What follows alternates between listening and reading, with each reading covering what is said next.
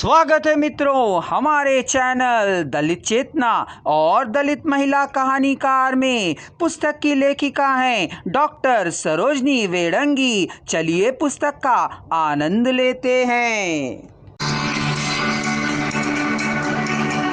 हरामजादी को बड़ी चर्बी चढ़ रही है, काम धाम कुछ करती है नहीं, बस इन बच्चों को लेकर पढ़ाती रहती है।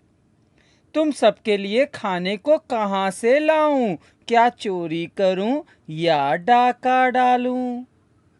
निष्कर्ष था, कहा जा सकता है कि हिंदी दलित लेखिकाओं ने अपनी कहानियों में यथार्थ और सहजता को बनाए रखने के लिए पात्रों के अनुकूल ही भाषा का प्रयोग किया है। आक्रोशमयी एवं संपन्न भाषा। दलित कहानियों में लेखिकाओं ने आक्रोशमयी एवं संपन्न का प्रयोग किया है। उनकी कहानियों का यह आक्रोश वास्तव में दलित चेतना का प्रतीक है। यहाँ संपन्न भाषा का भी प्रयोग मिलता है। संपन्न का अर्थ यहाँ मानकता कहा जा सकता है। इस प्रकार लेखिका ने गिरोह कहानी में एक संपन्न भाषा को आक्रोश के मुखौटे में प्रस्तुत किया है। भाषाएं कोई भी उसमें जो भाव होता है उसकी अभिव्यक्ति का आकलन शब्दावली से कर सकते हैं। यदि आप झा ब्राह्मण हो तो मैं भी कोई ऐरा गैरा नहीं हूं सर।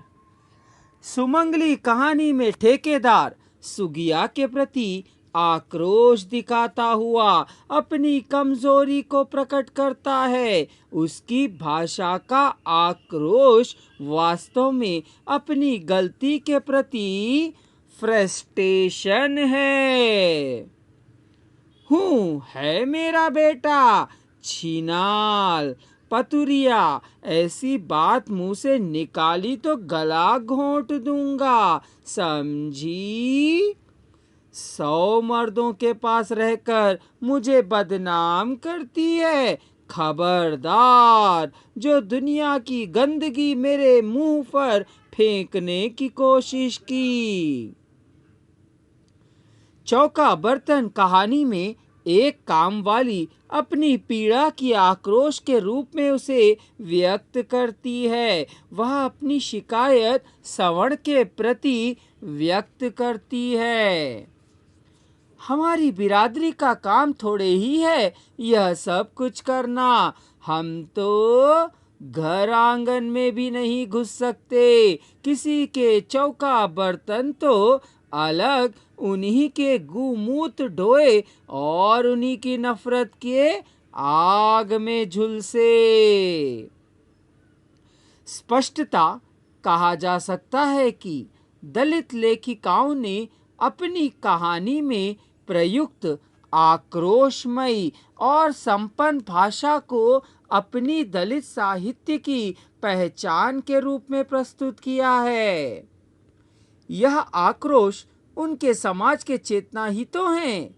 यह आक्रोशमयी भाषा अपने आप में पात्रों के मनोभावों के अनुकूल भाषा है। व्यवस्था के प्रति प्रसंगानुकूल भाषा। दलित महिला कहानीकारों में व्यवस्था के प्रसंगानुकूल भाषा का प्रयोग मिलता है। कहानियों में पात्रानुकूल और समयानुकूल भाषा का प्रयोग ही कहानी के उद्देश्य पूर्ति में सहायक है। टोकरा कहानी में व्यवस्था के प्रसंगानुकूल ग्रामीण और शहरी दोनों भाषाओं का प्रयोग मिलता है। अगर आप संपूर्ण वॉइस को एक ही साथ सुनना चाहते हैं तो डिस्क्रिप्शन बॉक्स में दिए जा रहे लिंक को क्लिक कर लीजिए।